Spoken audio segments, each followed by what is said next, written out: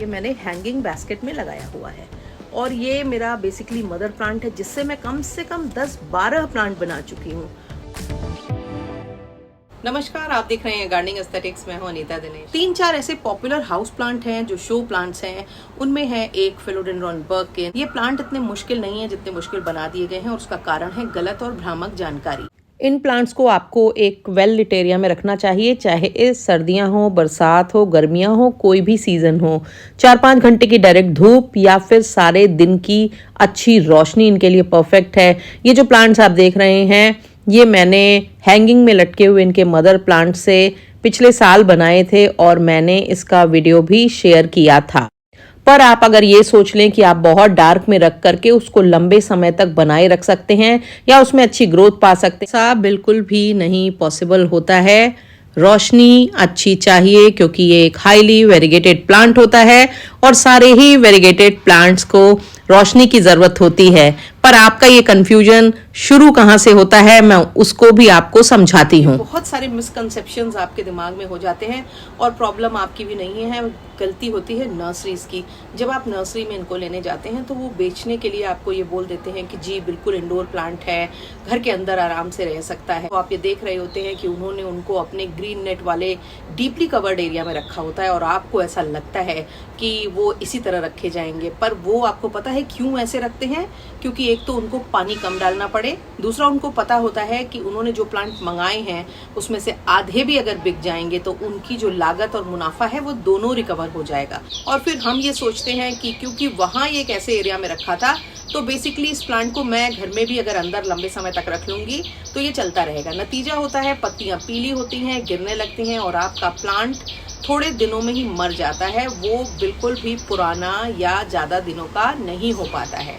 उसका कारण ये है कि ज़्यादातर हाउस प्लांट जो इंडोर प्लांट कह के बेचे जाते हैं वो बेसिकली 4 से 5 घंटे की लाइट तो ज़रूर चाहते हैं, डायरेक्ट या इनडायरेक्ट। तो सबसे पहली बात तो ये समझ लें कि इस प्लांट को मैंने जो ऑब्जर्व किया है कि फुल डे की लाइट की ज़रूरत होती है। डायरेक्ट सनलाइट 4-5 घंटों की सवेरे की चलेगी, पर रोशनी इसको दिन भर चाहिए क्योंकि ये एक हेविली वेरीगेटेड प्लांट होता है। इस पे जो पिन स्ट्रिप पैटर्न होता है वो उभर कर तभी आएगा जब आप इसको प्रॉपर बैलेंस लाइट एरिया में रखेंगे जो इसकी रिक्वायरमेंट की लाइट। प्लांट को सबसे खराब कौन करेगा? ओवर वाटरिंग से इसकी रूट रॉट होने लगेगी। क्योंकि एक मिसकंसेप्शन ये होता है कि ये ह्यूमिडिटी लविंग प्लांट है तो हम इनमें पानी भी ज़्यादा डालते हैं और इनकी मिट्टी भी हम कोकोपीट या मॉस लगा करके बनाते हैं जो मॉइस्चर को रिटेन करने वाली होती है। फिर मॉइस्चर रिटेन करने वाली मिट्टी हो और धुआंधार इसमें पानी पड़े, नतीजा आपके प्लांट को खराब होना ही है। बारिश के दिनों में भी इनके लिए ग्रोथ के लिए कंडीशंस बहुत आइडियल होती हैं। मैं आपको एक चीज़ दिखा करके समझाती हूँ। मेरा मदर प्लांट जो था उसमें पत्तियाँ कुछ इस तरह की पिंकिश ट्रांसपेरेंट सी होकर के गिर गईं। हालांकि गिरने वाली पत्तियाँ सिर्फ 2 थीं, पर मैंने अपने प्लांट को वहाँ से अलग हटा करके हुक्स लगा करके हैंग कर दिया सो दैट कि उस पर अच्छे से हवा लगे और अगर उसमें ओवर वाटरिंग है तो पानी सूख जाए। क्योंकि बाहर बारिश बहुत ज़्यादा तेज़ हो रही थी, लगातार हो रही थी और अंदर भी मैंने जिस दिन वाटरिंग की थी उसके अगले दिन से लगातार बारिश होती रही।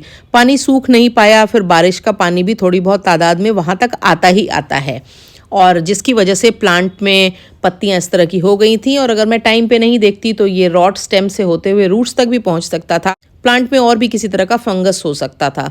तो मैंने खैर तुरंत उसको टांग दिया, खराब पत्तियां हटाई, स्टेम को चेक किया, रूट्स को देखा, वो सब तो सही थी। तो मैंने फिर इसको इस तरह से हैंग करके रख दिया। अगर आपका प्लांट बाहर रखा हो और उसमें पानी ज़्यादा भर जाए तो आप कोर्स सैंड या परलाइट को अच्छी तादाद में लेकर के पॉट में ऊपर तक डाल दें और ये तुरंत सारी नमी को एब्जॉर्व कर लेंगे और आपके प्लांट के अंदर की एक्सेस नमी चली जाएगी, जिससे आपके प्लांट में रॉटिंग नहीं होगी। बाहर क्योंकि 70, 80, 90% तक ह्यूमिडिटी हो जाती है मानसून के दिनों में, इसलिए पानी बहुत कम डालना ही अच्छा होता है क्योंकि पानी सूखता नहीं है, ना प्लांट उसको कंज्यूम कर पाता है और ना ही सनलाइट इतनी होती है कि पानी अच्छे से इवेपोरेट हो पाए। तो ये ध्यान रखना होगा।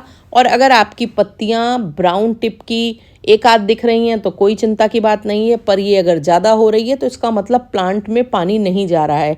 क्योंकि अगर आपने इसको खुले एरिया में नहीं रखा है, कवर्ड में रखा है, तो आपको ये देखना होगा कि ऊपर का अगर सतह सूख गई है तो पानी डालिए।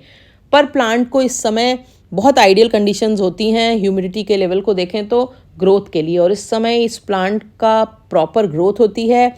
बस आपको पानी का ध्यान रखना होगा और साथ ही साथ ये प्रोपगेशन का भी बेस्ट टाइम है। मेरा फिलोडेंड्रन बर्किन का मदर प्लांट, और इस प्लांट से मैं कई नए प्लांट्स बना चुकी हूँ स्टेम कटिंग से और डिवीजन के थ्रू, और उनके वीडियो मैंने टाइम टू टाइम अपलोड किए हैं। वीडियो का लिंक आपको डिस्क्रिप्शन में और या फिर एंड में वीडियो के आता हुआ मिलेगा, आप जा करके उससे अपने लिए कुछ ज़रूरी टिप्स ले सकते हैं। फिलोडेंड्रन बर्किन को कटिंग से लगाते समय फिर भी मैं आपको एक ज़रूरी टिप देना चाहूँगी कि अगर आप नए हैं, पहली बार इसकी कटिंग बनाना चाहते हैं, इस तरह की रूटेड नोड्स को लेकर के अगर आप उनको कटिंग के तौर पे लगाएंगे तो क्योंकि इनमें रूट मौजूद है तो ये कटिंग तुरंत प्लांट की तरह तैयार हो जाएगी और उसमें नई ग्रोथ स्टार्ट हो जाएगी और आपका कटिंग जो है वो ज़्यादा सक्सेसफुल होगी।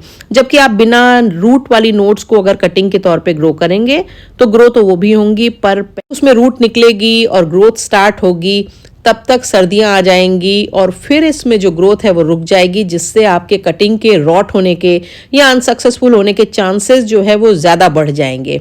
तो इसलिए अगर आप बिगिनर हैं तो आप इनकी रूटेड नोड्स की कटिंग को ही लगाएं, जिससे आपका जो प्रोपगेशन एक्सपीरियंस है वो बेहतर हो। अपने बर्किन प्लांट को आप बारिश के मौसम में 2 से 3 बार फर्टिलाइज कर सकते हैं फिक्स समय के अंतराल पर, और उस दिन करें जिस दिन बरसात ना हो रही हो, यानी कि मौसम सूखा हो, सो दैट कि आपका फर्टिलाइजर डालने के बाद तुरंत ही ड्रेन आउट न हो जाए।